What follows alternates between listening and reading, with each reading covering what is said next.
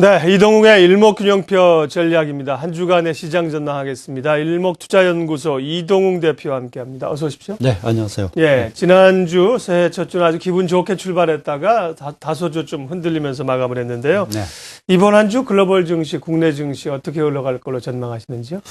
예, 뭐 전반적으로는 유동성 장세에 이제 미 재정절벽 협상의 일부 타결에 따른 그런 안도 랠리가 좀 벌어졌다고 보이고요. 이번 주부터는 아시다시피 이제 삼성전자를 필두로 미국도 알코아사 해서 이제 실적 시즌으로 들어가기 때문에 이 부분에 좀 따라가지 않겠는가. 그런데 아시다시피 세계 경제, 글로벌 경제가 더딘 회복을 보이고 있고요. 기업들의 4사분기 실적도 좋기보다는 조금 부족한 면들이 있기 때문에 이 부분이 하나 이제 좀 걸림돌로 작용할 가능성이 좀 있지 않는가 생각이 들고요. 그리고 수급상으로는 이번 주에 옵션 만기가 있고 되게 이제 연말에 배당 투자가 들어왔던 금액들은 좀 빠져나가려고 하는 그런 성향, 그리고 뱅가드 관련한 어떤 매물 가능성, 전반적으로 이런 부분들이 있어서 이번 주는 마냥 좋다라고 말씀드리기보다는 조금 조심스럽다. 그래서 이렇게 말씀드리고요. 그리고 지수상으로는 그냥 이렇게 보죠. 2000포인트 1차, 그리고 1980포인트에 있는 21선 정도, 그 위에서 유지하면 업종간 순환매가 조금 돌아갈 수 있고요. 그렇지 않으면 1980 이탈이 되면은 약간 조정을 더 받는 정도. 그래서 이런 점, 그리고 시간상으로는 오늘 우리 그 일목으로는 33 변화일이 들어와 있습니다. 그래서 화수의 좀 조정이면 그 뒤에도 약간 쉬어가는 정도, 이렇게 한번 정리를 해보겠습니다. 자, 그리고 차트를 한번 연초에 얼른 한번 보도록 하죠. 미국 그 다우 지수를 한번 보시겠는데요. 우선 그 일수 분석으로는 제가 이제 10월 15일 변화일 불러드리고요. 우리가 코스닥이 상투가 나오고 미국은 그 직후부터 18일부터 하락합니다. 그리고 11월 19일에 제가 변화일 불러드리고 10개 뭉쳐 있다고 8, 90% 올라가겠다. 미국이 뜨면서 글로벌 증시가 다 올라가 버리죠. 그리고 이제 12월 21일, 24일 변곡점 불러드리고 미국은 좀 빠졌고요. 우리는 좀 덜 빠졌습니다. 그런데 라인으로 보자면 미국이 내려오다가 구름 하단, 그리고 올라가다가 구름 상단, 이번 조정이 또 구름 하단, 이래가지고 올라왔습니다. 자, 위에 걸림돌이 아무것도 없는데 뒤쪽으로 가보시면 후행 스팬이 구름 상단에 걸려 있습니다. 그리고 바닥으로부터 미국이 33 변화일을 채워놓고 있죠. 그래서 대개 이런 경우에 이제 확률입니다. 확률적으로는 계속 올라가기보다는 약간 좀 주춤거리거나 좀 조정받으려 할 가능성이 좀 있다, 이렇게 말씀드리겠고요. 추세적으로는 거의 아무 이상이 없기 때문에 추세를 보는 그런 투자 방식이라면 그냥 5일선이다, 11선이다 이렇게 보시겠지만 변화일과 이런 라인들을 가지고 보는 입장에서는 아마 조금 주춤거릴 가능성이 좀 있지 않는가, 이렇게 보겠고요. 그다음 미국의 주봉도 보면 라인을 잘 탑니다. 그래서 후행 스팬이 시세를 지지하고 돌아갔고요. 앞에서는 구름 상단을 지지하고 전환선을 지지하고 돌아갔는데 S&P 500은 종가상 이제 고가 돌파를 했고요. 다우지수는 아직 미달됐지만 뭐 곧 에너지 구축 이후 돌파하지 않을까, 이렇게 생각이 됩니다. 다음에 코스피 지수입니다.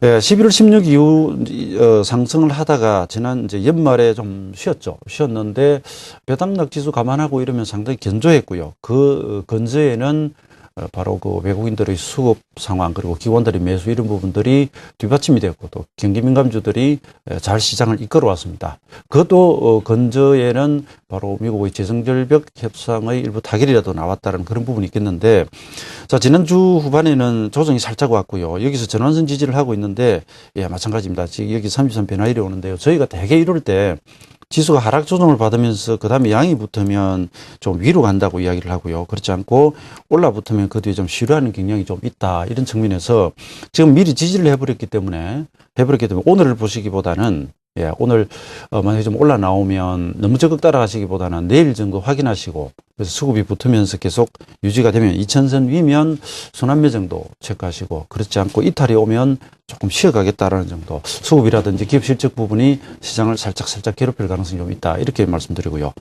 그다음에 연초니까 그 주봉을 잠깐 보시면요.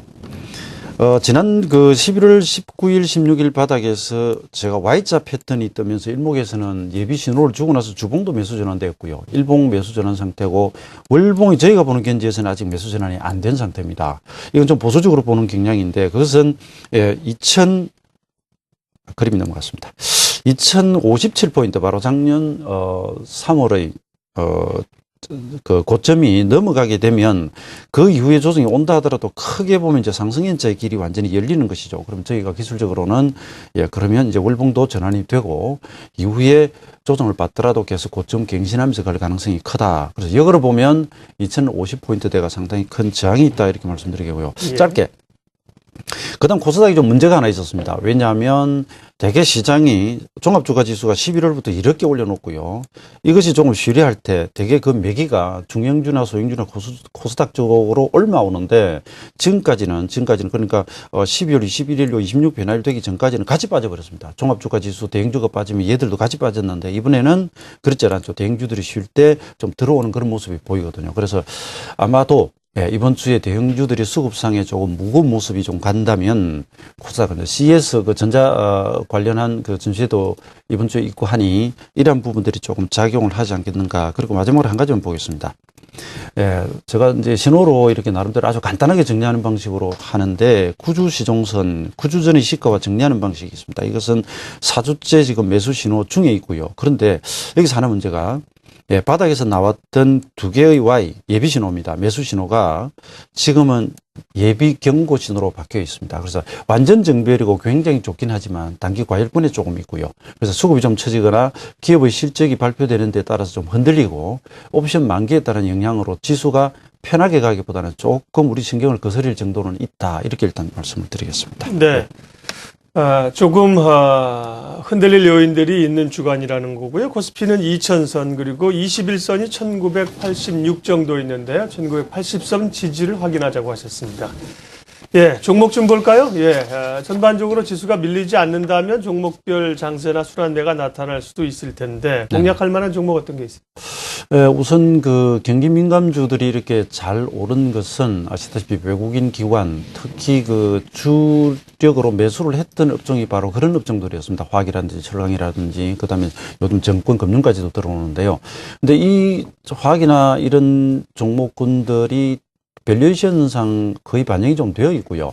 그다음에 단기 상승폭이 있는 상태라서 이격 조정이 사실 조금 필요한 상태에 있습니다. 그 상태에서 내수 쪽이 돌아 올라오고 있기 때문에 이 부분들, 그리고 조금 전에 보여드렸듯이 그런 어떤 그 중소형주 쪽으로 그전에는 대형주가 쉴 때 중소형주도 같이 빠져버리던 그런 경향이 있어 지금은 조금 달라지고 있기 때문에 해당 종목군들 좀 가벼운 쪽으로 접근하시는 것이 좋지 않을까 이런 생각이 들고요. 그다음에 그 화면을 한번 보시면 제가 11월 28일에 공개 방송을 하면서 장중에 이렇게 제시를 했던 종목군들이 있고요. 이것을 두 번 그 뒤에도 보여드렸습니다. 이게 뭐냐면 11월 19일부터 장이 강하게 올라가기 시작했는데 그날부터 제가 삼성전자를 주로 추천을 드렸고요. 그 다음에 28일 현재 장중 공개 방송을 할 때 이번 반등할 때 바닥으로부터 빨리 올라왔던 종목이라면서 나열했던 리스트 그대로입니다. 그래서 보면 거기에 금호석유 같은 게 있고요. KP 케미칼과 같은 이런 화학주도 논암석유, 그 다음에 대림산업과 같은 건설주, 그리고 자동차 관련 운수 장비들이 안 좋죠. 1월 3일 현재는 빠져 있고요. 현대모비스나 현대위아가 11월 28일 가격보다는 지금 내렸는데 올라갔다가 떨어졌고요. 그 외에 철강이라든지 조선, 그리고 정권 이런 그 종목군들이 지수에 비해서 월등한 상승률을 보였습니다. 30%에서 20% 정도의 상승률을 보였는데 이것은 제가 시장이 돌았을 때 초기에 선도하는 종목, 그다음에 기관 외국인이 집중하는 종목을 주로 매수하는 것이 좋겠다라고 하는 그런 하나의 취지에서 아이디어 차원에서 말씀드리고, 지금은 지수가 견조하게 가면 이들도 물론 쉬다 가다 하겠지만 이 종목들이 못 간다는 것이 아니라 내수 쪽 그리고 중소형 부품주들 중에서 우량한 종목들이 다시 피어나고 있습니다. 이들 종목들을 좀 관심을 가지시면 이번 주에 좀 도움이 되지 않을까 이렇게 생각이 듭니다. 네, 아무래도 이제 지수 전망이 다소 좀 보수적인 주간이기 때문에요. 내수주라든지요, 혹은 코스닥 부품주, 중소형주 순환매를 예측하셨습니다. 일목투자연구소 이동욱 대표와 함께 기술적 또 주간 시장 전망했습니다. 고맙습니다. 네, 감사합니다.